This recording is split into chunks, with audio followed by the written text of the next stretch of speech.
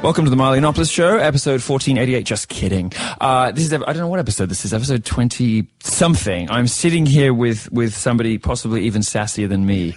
Yes. No, you are. I had all these insults ready, now I don't have to use them. No, you don't. No, you don't. No, you see, I like to start in an over-generous way.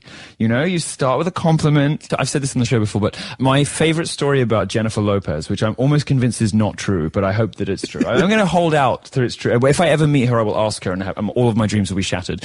But the story is that she was really pissed at an interviewer one day, and she's like, "You haven't done this before, have you?" And he's like, and she's like, compliment, question. Oh, wow. Isn't that great? That's beautiful. Isn't that great? So I have this running joke now when I have my assistant in the room with interviews and they're going badly, I'll kind of like look at them and they'll just lean over and tap the interviewer on the question and say, "Sorry, can I just stop you? Just something that might work a little better for you is compliment question." I love it. I got to the stage in my life where I can do that and the person isn't sure if it's a joke or not. Like they don't quite know if I'm trolling Andy them. Kaufman. It's great. Yes. It's great. Introduce yourself. It's Michael Malice. I am Michael Malice. How are you? I'm phenomenal. Wonderful. Now, I am somebody who's in the middle of writing one of the many books I've promised that I'll finish at some point. Which one? What are you writing? I'm doing I think we're going to call it the Dangerous Faggot Manifesto. Okay. But Barnes & Noble might have trouble with that, so Yeah, we'll work on it. But it is almost finished. It's really a book that might actually get finished. You, on the other hand, have produced lots of books. I have. You have co-authored how many books? I think 6. 6. Yes. That's amazing. That's amazing. And your latest one, which is the subject of today's show, is called Dear Reader, the Unauthorized Autobiography of Kim Jong-il. Yeah.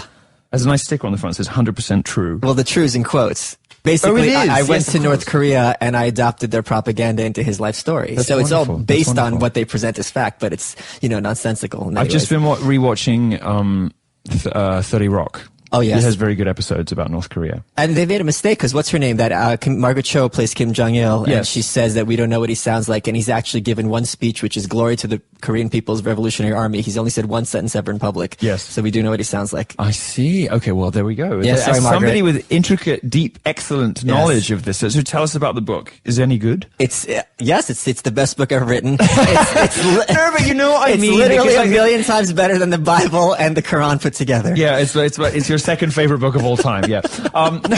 Yes. After Art of the Deal. After the Deal. No, do you know what I have to say? No, it's this reasonable question because I finished a column. I know if it's a good column or an average column, right. But you have finished this book, and this is where in the Michael Malice canon does this sit? Is this your is probably my thing? proudest achievement because there's so much misinformation about North Korea, and I'm like, can I make North Korea funny and comprehensible? Because it's so intense, people tune out, or it's so crazy, people don't get it. So I'm like, all right, I'm going to give them the medicine, and I'm also going to give them the poison. So when you read this book, you understand the totalitarian mindset, and a lot of the parallels are what we have here, how people think. So they're not crazy, they're not nuts, and someone said this is the most depressing and funniest book I've ever read, which that's a really nice compliment. Yeah, that's a really good compliment. Exactly that's going to be on the cover of the paperback, right? Yeah, well, yes, sir.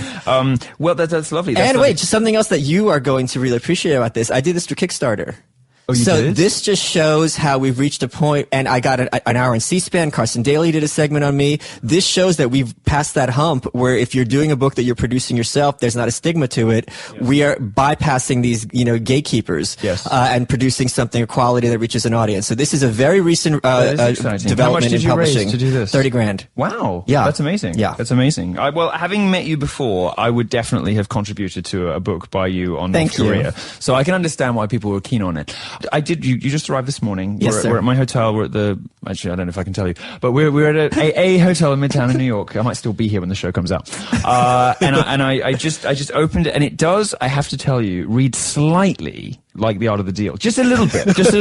And I kind of wanted to talk to you about the virtues of fascism, because I know that this book is kind of like more of a satire on it. But no, it's not a satire at all. I played very straight. So that was my point, to try to play it as if he was writing this autobiography, because anything that's insane there, they're actually putting forward. I'm not playing up their lunacy at all. Well, you know what? Let's start at the beginning. What's the thing in the book that sticks out the most? People are going to remember the funniest thing. Like, what's the anecdote? Okay, here we go. Got it. Easy. That you think easy best represents the book and what you're trying to achieve? There's two things. I'll give you the first one is first. A lot of the claims that they make over Kim Jong-il, we read them, we think, oh my God, this is nuts.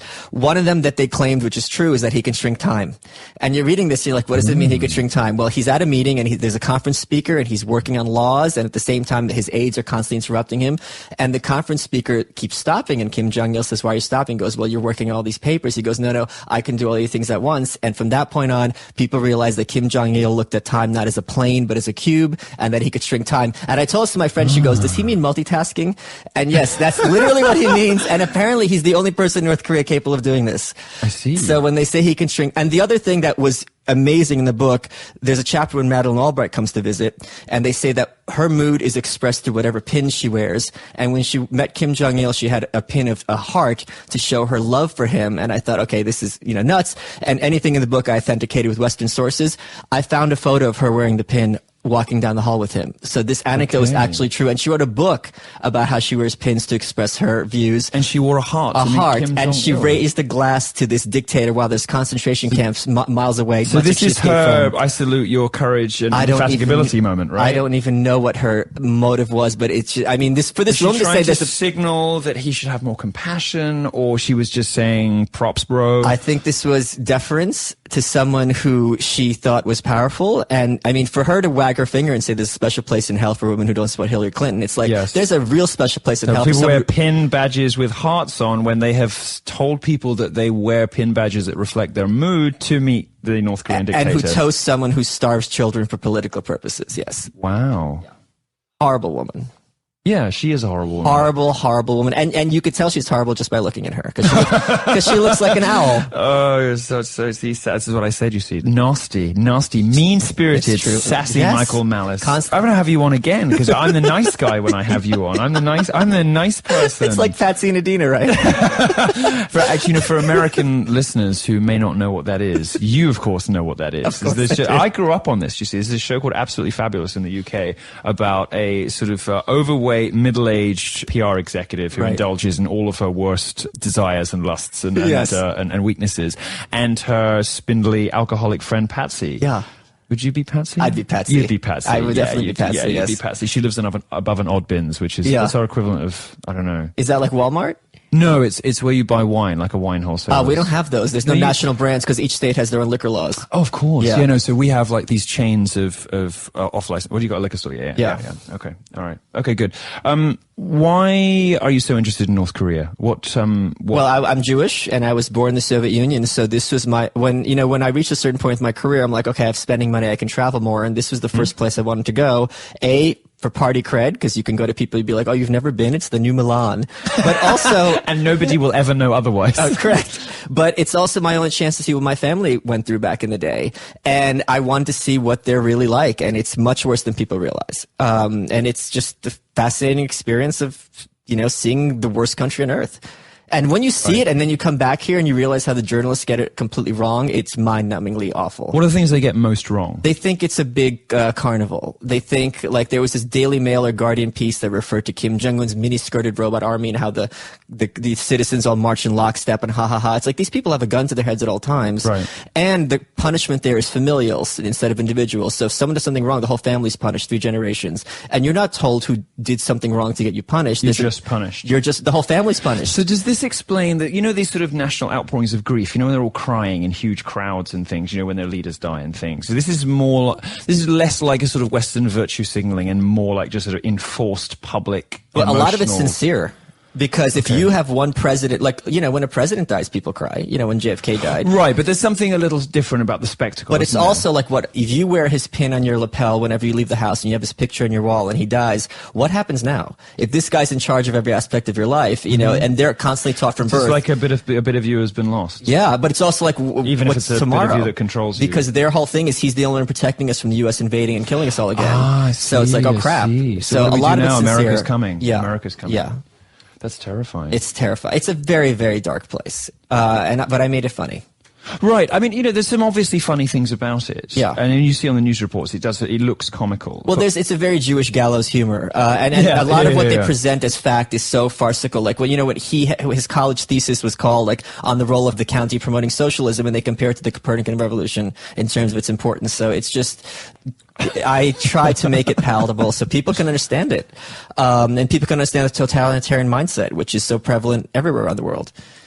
People are calling the Republican nominee for president a fascist. Yes. They're saying that he allies with fascists, he's sucking up to Putin and all the rest of it. Right. I mean, how ludicrous is that allegation in your mind, having been to North Korea and seen that? Or do you think there's some truth in it? There's a lot of truth in it, because there's this great book called Mussolini and Fascism, The View from America. Mussolini gets a bad rap because of his best friend. But he was in... is it power of guilt by association? Yes, which you're familiar with. He was enormously influential in American politics in the 20s, before all that World War II stuff happened. Because the idea was the Great Depression hit, capitalism's discredited, we don't want to be like the Soviets. This is our third path between the two. So Wilson and FDR very much took their goals from fascism, and he still, I mean, the Obama healthcare bill in an economic sense is pure fascism. The idea that these corporations are going to be doling out healthcare and they're more efficient than the government, but you still have to be a consumer of one of these corporations. That's the fascist model. Right. That's interesting. Let's have a brief diversion into contemporary American politics. Yes. Who are you supporting for president? I wrote an article for The Guardian on how I don't vote, but I think it's win-win-win between Trump, Hillary, and Gary Johnson, who has no chance. And this is because you want to see the world burn. I do want to see. Yes, some men just want to see the world. What's that H.L. Mencken quote? Every man at one point has to hoist the black flag and start cutting throats. Yeah. No, I mean, I think it's why we get on, because we're both engines of chaos. And we both basically want to see the world burn. Yes. Which bit of the world do you want to see burn first? Do you want Trump to get in, see the Republican Party destroyed? Well, good. I'm glad to hear. That's the first one. They're the real villains. Well, I agree completely, which is why I do my tour. Because that's the breeding ground for all of the worst craziness in the West. Yes. All the stuff, that's the place where people want to tear down all of the things that make the West wonderful. And these are people who can't compete as authors in the marketplace of ideas. Correct. These are those who can do, those who can't teach. They're the real vermin. Right. And their idea, it used to be the case that you could dismiss what happened on university campuses as the crazy indiscretions of youth. But those sort of sophomoric and insane politics aren't changing as people graduate now. Right. They're not getting better because they're not having resistance from the college professors, and they're encouraged to perpetuate those, conspiracy theories about men, the Black Lives Matter, kind of all of that kind of stuff well into their 30s when they get careers in government, the media, charities, all of the various organs that run our societies. Right. These people have the same politics they did when they were 18, and that's relatively new, isn't it? I don't know if it's relatively new, but I think what people are starting to realize is the way I always put it is progressivism is Christianity without the mythology. Right. So these are basically going to their monasteries. They're being taught this worldview that is not have any basis in reality, or it has some basis, but they twist it, Sort of 25% real. Yeah. And the rest is just conspiracy theory. Well, it's just also like, look, fossils don't disprove creationism, right? Because if you're a creationist, you see fossils, you're not going to care. Yes. So they're not at that point. Listen, I went to college.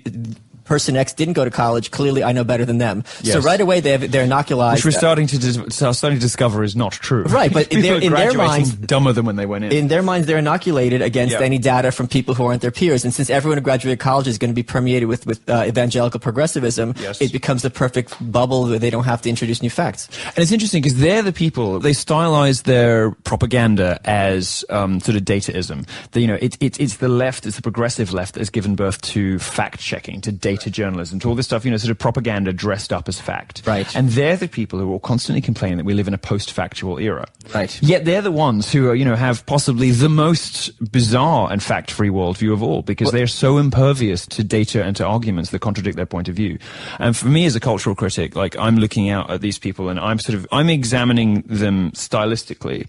And the only conclusion that I can draw is, there's such an echo chamber going on. It's not a conspiracy. Right. It's simply that they all agree. It's not a conspiracy. It's not a conspiracy at all. They don't even need to conspire because they all reflexively believe the same things, and they're not used to being contradicted. Many of these people who work in our charities, on the board of governors of universities, who work in politics, have simply never been told they're wrong. Right. And they come into contact with the public. These populist uprisings, whether it's Brexit or the what was supposed to be the hung parliament in the UK, and now the Trump and the Sanders, frankly, movements, they've just never been told they're wrong before. And people are starting to think, actually, the way that you have been running these countries has not worked out that great for us. And this, I disagree with one thing. This has been happening since the 1890s. There's this great book called Illiberal Reformers, and he talks about how all these people went to Germany because that was the place to be to learn all this stuff back in the day. And they came back and they seized the universities and they introduced what they called scientific socialism. This idea that the engineers are going to engineer society so it's efficient. And I remember even in high school I was taught this idea that communism and capitalism both have plus and minuses, and one of the pluses of communism is that's not wasteful. It's like, yes, if you don't have enough food, you can't waste any. I'm perfectly happy that I can wasteful because because everyone's hungry. Right. I think it's great that I have food that I can throw out. I and go love to waste. Yes, oh my of goodness. course. No, one of the best things about conspicuous consumption is throwing away the last 25%. You know, right. because it's a wonderful. It's a sign of progress, a sign of wealth, a sign of security, a sign of the society is going right. And when 50% of its members don't have to worry about eating the last thing on their plate. And even the left has come to acknowledge, thankfully, that there's so much food that the only reason people starve on Earth anymore is because governments are in the way from getting their populations that food. Right. Like North Korea, they consciously chose to let people starve rather than let the UN in, because then the government would be superfluous. But this has been going on in terms of the progressive control of colleges for decades. Woodrow Wilson was certainly in this model, FDR, and the idea that we're smart, we're educated, therefore we're intelligent, and we're going to tell everyone else what to do. And on the one hand, I kind of share that. I'm a bit of a snob, and I don't think the masses are going to have the answers, but you have to make sure you have the right elites. Right. Do you sense any, I don't know the answer to this, but do you sense any sort of secret, tacit sympathy or support from these university educated elites for regimes like North Korea in the way that they obviously do pander to radical Islam? Because they absolutely. share many of the same, I mean, I think sort of the radical progressive element, the sort of regressive social justice warriors have a very similar analysis of what's wrong with the West that Islam does, for instance. Right. Do you sense any sort of sympathy or any excuse making? I can give you the exact quote. There's a book by Bruce Cummings, a college professor, about North Korea, and at one point he talks about how they have gulags and concentration camps and people are raped and starved. Yes. And he goes, well, we have the highest per capita population of people in prison in America, so what's the difference? What's the difference? And it's like, ask any of those North Korean concentration camp people if they would like to live in one of our prisons or vice versa. And they'd be like, well, let's flip the coin. But this is the Sally Cohn problem, isn't it? When, you know, when she says things like, this is the stupidest woman in America on CNN, you know, and she's still come out and say things like, Debbie's worse. Wasserman's worse than Debbie her. Wasserman shot. No, I don't know. No. Okay. I can't. No, I can't agree. Sally Cohn it's Sally Cohn's Twitter account, which has persuaded me that she's the dumbest woman in America. This other stuff, she goes, oh, well, you know, my Christian friends are just as bigoted as, you know, these supposed jihadis and all this kind of stuff. And just like, it's this weird kind of, is it moral relativism? What would you even call it? It's an inability to think hierarchically. Yeah, that is what it is, isn't it? So it's like, it is the post-structuralist, postmodernist failing, you know, because this has been the dominant method of textual analysis in universities for so long. Exactly right. You know, this is a failure to. Thank you for that. Right. So you've correctly expressed what I've. Right. You have leukemia. Sensing. I have a cold. We're both sick. That is technically true, but irrelevant. Yeah, exactly. I'm going to die. You'll probably be all right. Yes. You know, with no treatment whatsoever. No. Right? I'll be fine, but that leukemia, you know, you're probably fucked anyway. Yeah. Well, so speaking of that, how dangerous is it for people from the West to go to places like North Korea? So you visited. I did go to visit there. What's the process? Like, how do you get there? Do you have to apply for a visa? What do they do? It's very interesting. So if the U.S. hates a country and they're strong, they're our rival. So Russia and China are rivals. But if they're weak, then they're our enemies, which is Cuba and North Korea. Okay. It's legal to go to North Korea. Yes. Anyone can go. Yes. I highly encourage you to go just to see what it's like. And it is safer there than here, because in North Korea, human life has no value, and you're going there under the auspices of the government. So if I killed someone, I would just be exiled. I would have no consequences. So you're like a guest of the government if you go there at all. It's much safer, and everyone knows to treat you with respect. And they met you, and they were still happy for you to be there. Yes. Really? Yeah. So of course, you're giving them money. So North Korea produces nothing of value, but they need hard currency. So they want our dollars desperately. So you are much safer there than here. You're not getting mugged. You're not getting. Well, talk us through like what was it like when when you step off the plane? What is the airport like, and what are the people like? What's your sort of journey from getting off the plane to getting into your hotel? Like, how does it work? I wrote a piece about this for a reason, but let me give you some highlights. When you land there, and I'm sure there's probably been places where you feel this way, your entire brain is screaming, you don't belong here. Right. It's impossible to describe this feeling. Everywhere you go, there's a scent, because they don't have a good air circulation, and every wall has a crack, every carpet has a stain. Yep. You can't acknowledge anything is wrong, because then you're criticizing the government. So if there's a rusty faucet, no one's going to fix it, right? So there's this pervasive air of decay. But as we're going from the airport to the hotel, and everyone has to have their minder with them on their tours, North Korea has the largest hotel on earth. I think it was the largest building in the Eastern Hemisphere for some point, and it was unfunctional. It was like 100 stories, the Rungyang Hotel. Yeah. And our guide pointed to it. She goes, "There's our latest rocket launch." And I'm like, oh, so she was being glib, and they're very funny. Okay. And if you want to be a big hit, and I wrote this in my recent piece in North Korea, take any joke you know and just replace Japanese as the punchline, and they will think you're the best person ever. So I said, what do you call sort of like Brits to the Irish? Yes. Yeah. What do you call 10,000 Japanese at the bottom of the ocean? A good start. How do you keep a Japanese man from drowning? Take your foot off his neck. Okay. They were crying. Really? And and I said, tell me some North Korean jokes. And she goes, okay. Son goes to his mother, goes, Mom, I don't want to go to school today, and I'll give you 2 reasons. Number 1, all the teachers hate me. Number 1, all the students hate me. And then Mom goes, son, you have to go to the school today. I'll give you 2 reasons. Number 1, you're the principal. Number 2, you're 40 years old. So I see. So they are in need of good new comic material. But at least she had something. You think it's all grim and whatever. These people are human beings who are desperately trying to live a good life in terms of the worst circumstances on earth. And I asked her, I go, if I can send you anything from the West, what do you want me to mail to you? And she goes, a Porsche. She said it immediately. And I was like, and you don't expect them even to know what a Porsche is. And they have this. Maybe that's very patronizing. I don't know. They have this Pegasus Cholima, their symbol of speed. I go, I'm not sending you a Porsche, and don't ask me to send you Cholima either. And she goes, we have the original one here. What do I need you to send to me for? Immediately. So she asked for perfume, and since under their Juche idea, nothing that they don't produce in the country they don't need. So there's no perfume in the whole country. And I said, what kind of perfume? And now she's struggling to find words. And how do you describe perfume if you've never bought it? Right. So the word she was looking for was feminine. I got her the perfume. I smuggled it in for her, and it's just heartbreaking. And she has the same haircut my mom had in 1981. They all do. Yeah, but she's this approved haircut thing. I mean, it's a myth. This is it is. It's a myth because this is the main reason I didn't want to go, because I have some quite specific ideas about how I should look, and I didn't want to have to No, you're fine. And it's a myth. There's like 30 haircuts, but Asian hair is very straight. It's very hard to do anything with it when you have no product. Oh, really? Yeah, because they don't have hairspray or gel. There's no products. No, right. I think I'm out. Yeah, I think I'm out. I mean, the best place to shop there is the equivalent of a Chinese 99-cent store. Oh, really? Yeah, so they have these tacky placemats, and at first you're like, how tacky? And you're like, oh, this is their this is the best, most beautiful thing they can buy. So it's really heartbreaking when you realize these people are trying their best, and they're very normal, which I was shocked by. I get a sense that the reason that America is the best country in the world, the greatest country probably in the history of human civilization, easily, with the possible exception of 650 BC Sparta. What about Thatcher's Britain? Well, no, it was good, but they had all these terrible northern people, when we closing the mines, causing all this terrible fuss. I mean, Thatcher's Britain, close, but only really in the south. The south of England's always been fine. The north of England, no. I mean, it's possibly the reason that it is the greatest country in the history of human civilization is that its values concord with something innate in the human spirit. Freedom, free expression, the desire to own and control your own stuff. To be able to, the need for a little bit of struggle and strife. So you have a sense of achievement and accomplishment, having goals, having something to aspire to, and having the freedom to express yourself how you please.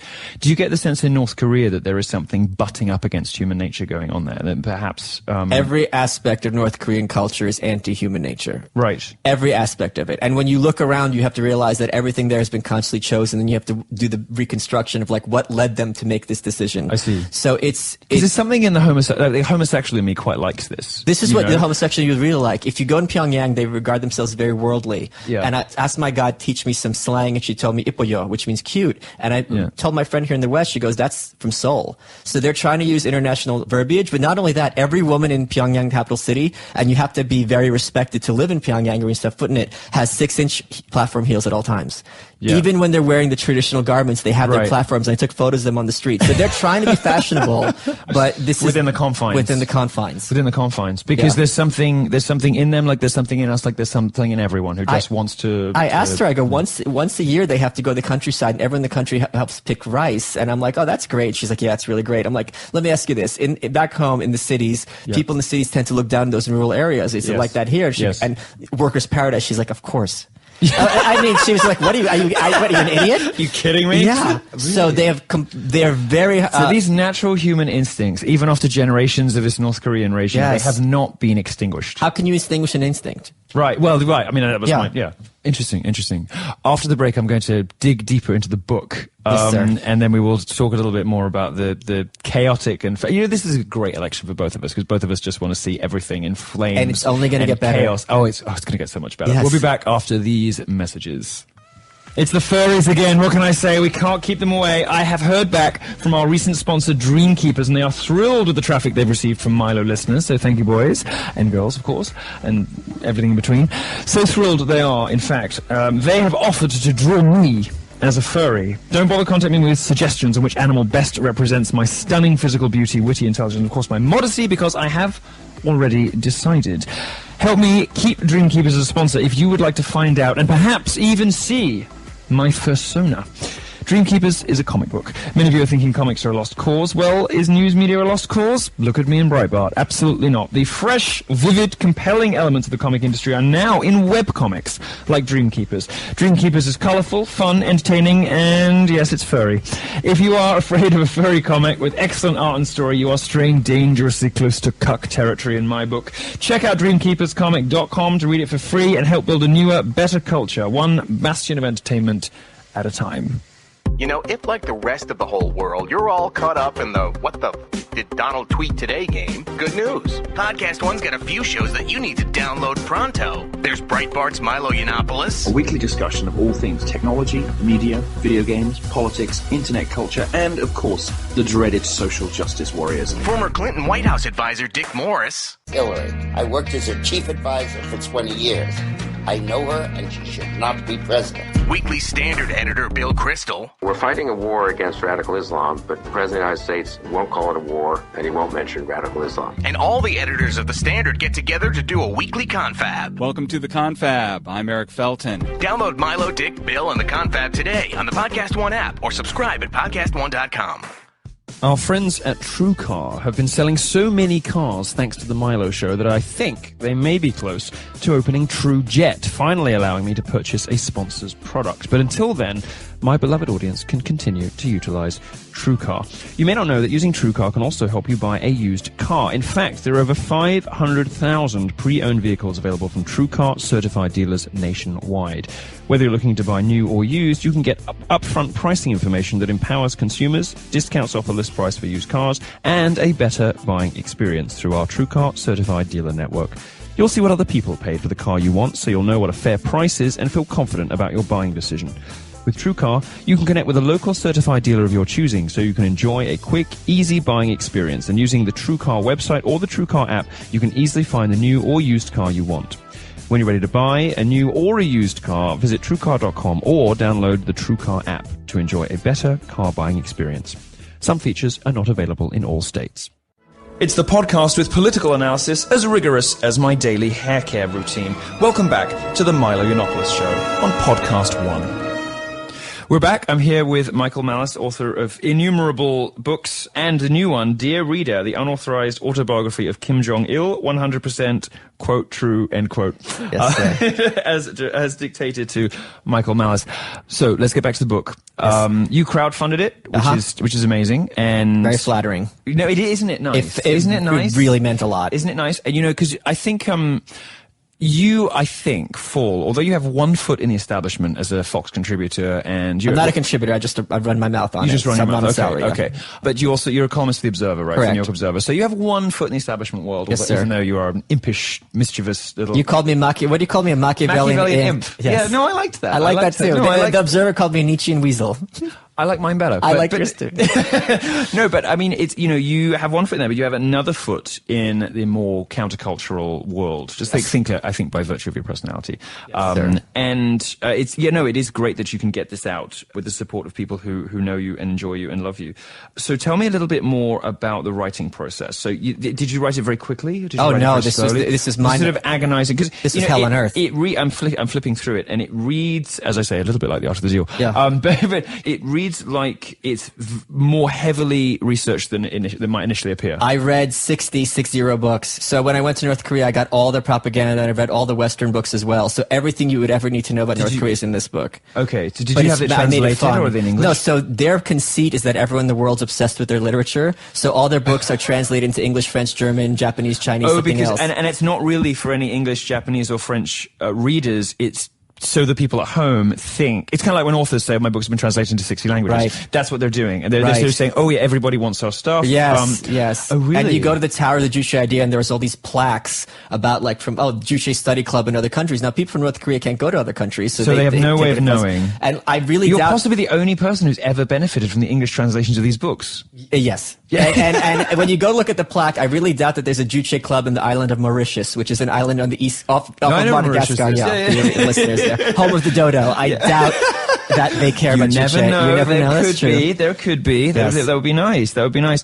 How do you suppose this book will go down in North Korea? Do you expect it to... anyone who would be reading this book in North Korea would be killed immediately. They'd be killed? Immediately with their family, yes. 100%. They and their family would be murdered? Immediately, yes. So the big rule about North Korea is you cannot criticize the government in any way, especially the leaders. Right. So anything like this, if you have foreign literature, you're done. But foreign literature in any way denigrating the leaders, that's the end of you and your family. The great leader Kim Il-sung, founder of North Korea, said class enemies have to be exterminated to 3 generations. So this is what will get you sent to the camps without even a question. Okay, you're like Salman Rushdie for the North Koreans. Yeah. No, that's wrong. So they only go after their own. So it's okay for Westerners because we're filth. Because we're filth. But one of their own. It's expected from us. It's expected from us. To have lies about them, yes. I see. Do you ever anticipate people reading it in North Korea? Do they have like a black market to things? They do, but this would be way too dangerous. Because it's like prisons, right? You can pretty much get anything in prison if you put out enough. Which is why I'm not too worried about it. But I'm gonna have the best stocked commissary in that jail. But what brand of cigarettes do you want? I have them all. I only want one brand. Yeah, I only smoke Newports, obviously. So this is never going to make it into the country. There's no possibility that anyone would take the risk of making it into the country. Okay, and as a Westerner, can you take stuff like this in?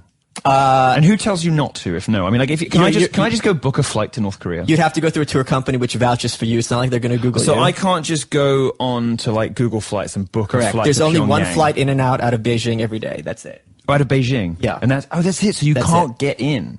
You can't get in. Except through China, except with like a prearranged... Yes, exactly. And I was scared until the day they didn't look you up and be like, no. I worked around that. And I can't get into how, but until I landed there, I thought I don't think you would get in. No. Until I landed there, I was scared they were going to figure out what was going on. Yeah. They were going to realize what was about to happen to them.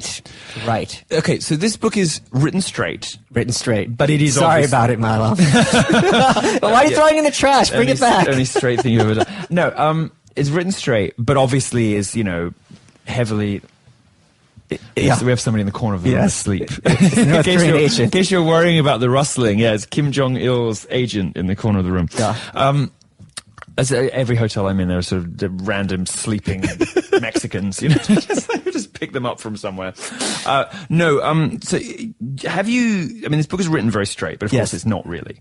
Have you, in your travels there, have you picked up any sort of loss of, nuance of understanding of satire or of comedy or of humor in people because of so many years of sort of earnest seriousness from the propaganda? I'll tell you a great example of this. Because it sounded from what you were saying earlier, like they still have a very finely tuned sense of irony and sarcasm. Humor, but let me give you a good example. One of the people on our tour group was from Belgium, and he had one of those accordion cameras. You know what I mean?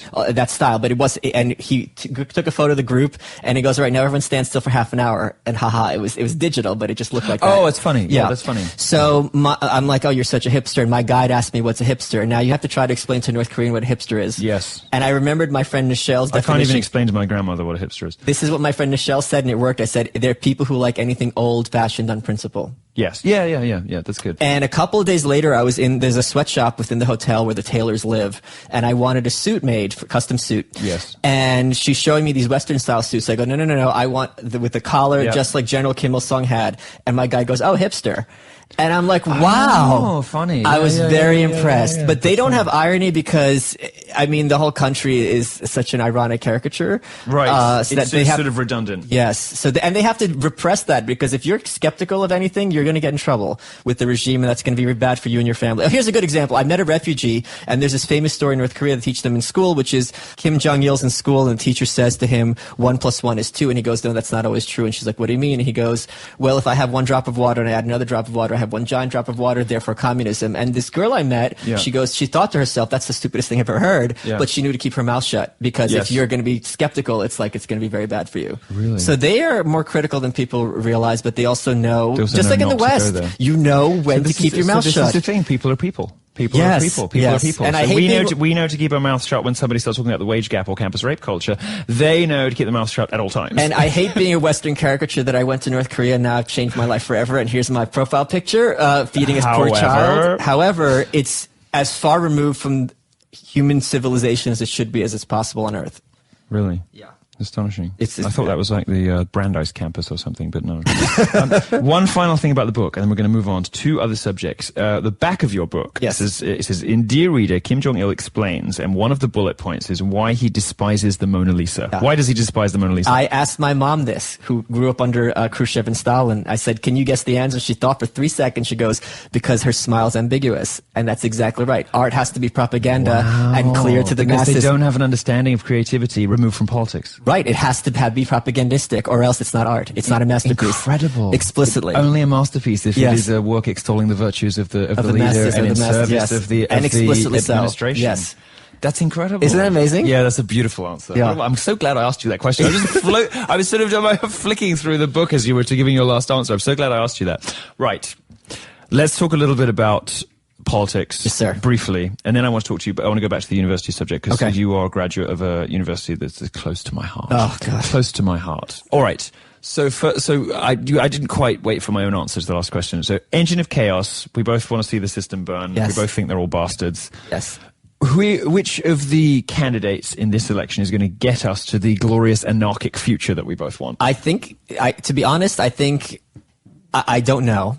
Okay. I think the case to be made for Hillary is pretty easy to make, because she's a walking calamity. When Bill Clinton got elected, she said to him, quote, I want to run something. And this woman who had no background in healthcare got in charge of the healthcare bill. She had her meetings in secret, which shows that she's not capable of learning from her mistakes 25 years later. Yes. She bungled it so badly that healthcare was dead as an issue for a generation. Yes. And we got a Republican Congress for the first time in 40 years simply due to her incompetence. So just like Nixon brought forth many left-wing ideas, including wage and price controls, affirmative action, the EPA, she will bring forth, in my view, many far right-wing views just because she just wants to get a deal made. And they're going to be able to fight her on day one, unlike every other president who gets a honeymoon period. Yeah, because she's going to enter office as the most unpopular president probably in the history of the presidency on day one. And they don't have to say why they're fighting her, because everyone knows they're going to fight her. It's not like Obama would be like, you're she's a pathological liar. And that guys hate her. You've hated her for decades. Yes. Look, you guys hate her, and let us now begin on day one to remind you why. And she's so bad at covering her own ass that makes it even worse for her. Well, it's a sort of brazenness that eventually catches up with you. And I think the big question in this election is it going to catch up with her before or after November? That's right. That is the big question. Yes. Right. It's like WikiLeaks is doing far more against her than Trump in many ways. Yeah, that's true. That's true. I find it very interesting that Assange came out in support of me when I had my account taken away by Twitter. Is that right? Yeah. To the point where Dorsey was responding to him on Twitter. And then, and now Trump. And I mean, he's, but however you want to slice this, he's helping the Trump campaign. And he was being coy. Someone asked him, like, he's got stuff on everyone. Well, they asked him, they go, why didn't you leak the stuff about Trump? And he goes, there's nothing we have that's as bad as the things that Trump says every day. I'm like, that's not true. Yeah, that's not true. That's not true. No. Yeah. So, but I mean, the thing is, as awful as Trump is, and I think he's awful in many ways, Hillary Clinton is advocating. Not on this show. Not on this show. She's advocating killing Snowden or whoever it was, or Assange. I don't remember which one. Yeah. And she's advocating all these wars. She was blithely we talk about, we can't have Trump with his finger on the nuclear button. Mm-hmm. She was on the air saying we'll wipe Iran off the map if they go after Israel. I mean, if you're going to be this blithe about, she's responsible for a lot of calamities. She's very blasé about that stuff. Yes, and that's terrifying. And you can get away with it when you're on the left. I mean, of course. The only country you'd want her to be blasé about, of course, places like Saudi Arabia, Bahrain, and Kuwait. Right. Of course, they're filling her pockets. Places that throw gays off cranes while she's pandering to homosexuals back home. The people who pay into the Clinton Foundation and pay her mortgage are the only countries you do want her to be blasé about, and of course, not a peep. And the thing I pointed out on Twitter a while ago is the Clinton impeachment started because they were investigating the influence of Chinese money in American politics, because Bill Clinton was bought and paid for by the Chinese. Of course, and then it shifted into this whole perjury thing. The thing that amazes me about the Clinton family, I've said this before, but it just never gets old, really. I mean, it's the tiny scale of it, the pettiness of it. Selling a night in the Lincoln bedroom for $100,000. It's just so demeaning. What about the White House travel office? These tiny amounts of money. It's like at least Bush went to war. At least he started a war, But the Clintons, it's just this sort of low rent, money grubbing pettiness that's so distasteful. Bill Clinton is the only piece of white trash that the left likes. It's true. No, that's very. I've got a question for you. Yes, sir. Why do black people like the Clintons so much? Because nobody's been able to give me a really persuasive answer to this. I mean, I know Bill Clinton, the saxophone. I mean, Ricky Ray Rector. Horrifying story. Bill Clinton's crime bill did more to destroy the black family than anything else since slavery. I don't think most Republicans genuinely care about black people. No, I don't suppose they do either. But why do black people like the Clintons so much? I think because Bill Clinton very much came out of the same culture that most black people did. Raised by a single mother, came from poverty. He's clearly comfortable around black people. He's culturally black in many ways, from the South. Yeah, that's true. In the South, poor whites and blacks are in the same kind of socioeconomic sphere. So they very much see him as one of their own. And so Hillary's kind of inherited that halo. Yes, and I mean, I did a book with a black comedian. He talked about Bill Clinton. He goes, look, this motherfucker got impeached, basically lost his job, and then went back to work on Monday like didn't shit happen. And the editor switched it to like shit didn't happen, which drove me crazy because that's such good syntax. But he very much has this kind of poor, in the South, poor white and poor black are kind of synonymous attitude, which I think a lot of black people respond to and appreciate. Certainly more than Obama, who's very erudite and kind of effete. Yeah. A very white black president. Yes. You see, I knew that you would give me a beautiful, brilliant answer to that question. Compliment question. I knew you'd give me a good answer. All right, let's move on back to education. Yes. Because it's a subject we both care about deeply. Yes. You are an alumnus of a lovely little place in Pennsylvania. Yes, Bucknell University. Yes. The producer of my show, Tom, is from Bucknell. Yes, he's there now. President of the College Republicans. Yes. Producer for this show, and we've scooped him up at Breitbart. He's a very talented young man. Tell us why you went for them in your autobiography, and you have spoken, I think, you speak quite freely about the sort of anti-intellectual atmosphere at Bucknell. Yeah, I hate that school with the passion of a million. It's the worst mistake of my life was going there. I haven't made very many big mistakes. That was the worst mistake. Talk us through it. Let me ask you it like this. If you're a student, unsell it to me. If I've decided that I want to go to Bucknell because I've heard that it has a good X department and it's, my friends are going, all the rest of it, unsell Bucknell to me. Okay, when I say the following phrase, a lot of people on the right think I'm virtue signaling, and I mean it. Bucknell taught me to hate white people. Coming from Brooklyn, I'd never met WASP before. Yeah. I had never met this anti-intellectual kind of, the way I summed it up, I was hanging out with a buddy of mine and his roommate, and I said, let's play Would You Rather. And I said, would you rather be morbidly obese for the rest of your life or in the middle of a human centipede for a month? And incidentally, I asked this of a North Korean refugee, and I had to teach her what a human centipede was. So that was a whole funny story. That sounds excellent. And he goes, neither. What kind of game is this? Give me some good choices. And it's like, it's not called Wouldn't It Be Great? It's not called The World Would Be Wonderful if only. Yes, yeah. And this is what they're all like. It's like, this is what your wife looks like. This is the job you get. This is what your house looks like. And they have no critical thought. Yeah. And these are the same people who 30 years ago would have been saying, you're eating raw fish. What is wrong with you? And now, I'm a foodie. You got to go to this place. They got the freshest stuff. I see. They are basically the worst people in the world. They're basic through and through. Every girl is called Kirsten or Jennifer. They're all bleach blonde. And they all think that they're better than you, and they bring nothing to the table except some hard work and inherited wealth. And they're smart, but they're not capable of critical thought. Vermin through and through. I see. The same people who thought I was a weird freak at Bucknell now think I'm hilarious because I'm on television. I haven't changed. It's that you're getting the social cues, which is how you make your opinions. I see. So, and that is the definition of virtue signaling. I don't know if it's virtue signaling but there's shit. Shit. So has it got better or worse in the last 25 years? I talked to Tom, and he said it's gotten worse. But what was interesting is there's like a one true ring that was passed because Vox Day was there 8 years before me exactly. Yeah. Who is of course a wonderful human being. Yeah, he is a great guy. No, he is a great guy. I'm Jewish, so I can't like him too much. Oh no, come on. Then right between Vox Day and me was Evan Coyne Maloney, who was called the right-wing Michael Moore. He did a film called Indoctrinate You. I see, and now they've got Tom Sakota. Yeah. So there must have been someone in between me and Tom. I'm class of 98. But yeah. I love the idea that the president of Bucknell is between right-wing shitlords, is sitting there like just wondering which of their fresh-faced intake is going to rear his head as the new evil monster. There must be one subversive professor who's been there for like 50 years who is creating like right-wing monsters out of I don't know. There's something going on there, isn't there? These faculties, these faculties, like I signed up for a class on American individualism, and the first day, the 4 things we were going to learn, one of them was an English course, was the movie Birth of a Nation, and I dropped the course that day, and I'm like, this is exactly their approach. If there was a professor there who was subversive, I didn't meet them. I almost got a professor fired because he tried to silence me in class, and this is in my biography, Ego and Hubris. Horrible people through and through. Really? Because even the good ones are like Goldman Sachs people, so it's not like they're edgy. Do you know what I mean? They're still going to be corporate, uptight jerks. Yeah, I did have fun at their frat parties. Yeah, the parties are good. Yeah, the parties are good. I think there's a little pocket of people who are fun and interesting and who just don't really give a toss about anything, who do know how to have a good time, but aren't necessarily the brightest. That's exactly correct. There's a lot of fun people I went to school with and who I enjoy, but they're not going to be intellectuals. Right. But I get on better with those people, frankly. To a point, but after 4 years, you're at college, you want to learn something, you want to have that intellectual combat, and it was just me acting out for 4 years. I get the impression sometimes with these small liberal arts colleges that there is, maybe the faculty is just not that smart, because I get the impression when I'm talking on stage that I'm telling the professors things they don't know, and I'm expecting to see on their faces. If they were smart, they wouldn't be professors. Well, there's that. Yeah, I'm not even joking. The head of the economics department when I was there was a feminist Marxist, and one of her themes was, since the laws of economics were discovered by men, they're inherently sexist and have to be rediscovered by women. Fine. She wrote the textbook. The textbook was excellent, but how do you even start talking to this person? Yeah. It's difficult, it's difficult to know even how to have a conversation with them. It's like, okay.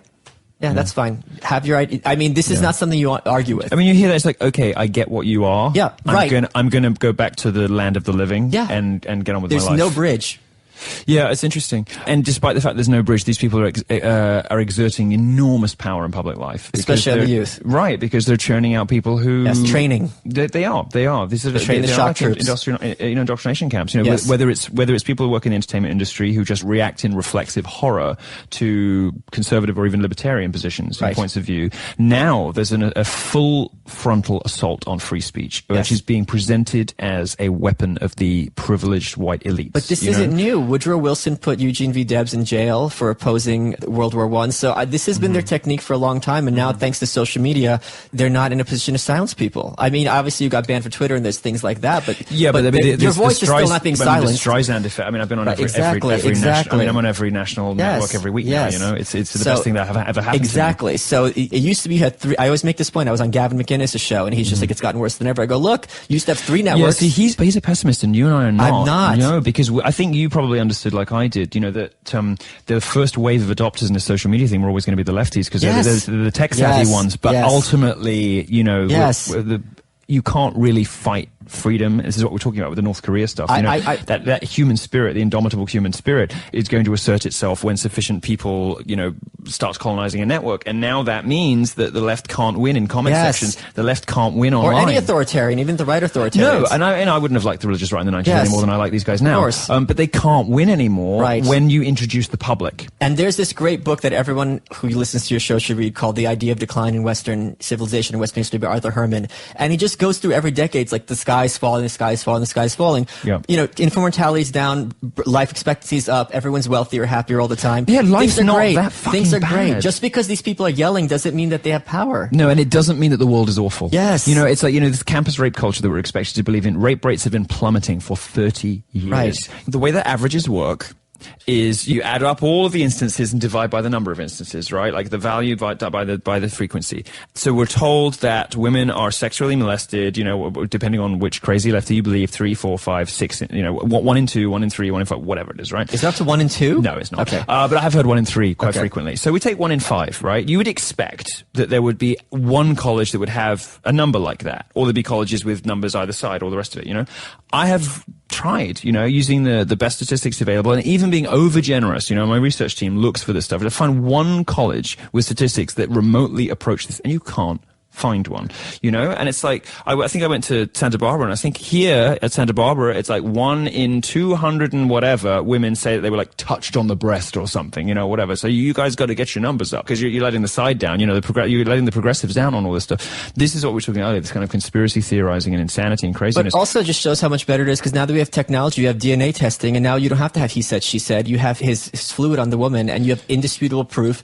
and now people like me can feel comfortable sending this guy away for a very long time. Right, exactly. This exactly. Is not only is video. this better for the real victims, but it's better for those of us who, who actually believe in freedom and truth and retribution for people who are doing things like this. Right, exactly. Yeah, no, it is. We've had a very interesting conversation. I've enjoyed this. I've enjoyed this. We must have you on again. I would love that. We must have you on again. Once more. Pick it up from the floor. Where I didn't put it on the floor, actually. I put it on top of things. It must never go on the floor. It's like It's like the Bible. No, it's like Louis Vuitton. I have one concession to my housekeeper at home, which is that I don't put her Quran on the floor. But I come home and she's doing all the, Yeah. I hope I'm not paying for that. Do you think she factors that into her time? No, that's a Jewish thing. That's what we do. Right. No, I mean, it's okay. So I'm the one that's supposed to be asking her. Yes. Didn't you, you got 2 prayers in while you were here? Am I paying for that? I have no idea. All right. The book is Dear Reader, the unauthorized autobiography of Kim Jong-il, as dictated to Michael Malice. Thank you so much for joining us. Thanks, It's been Milo. fascinating. Love it. Bye.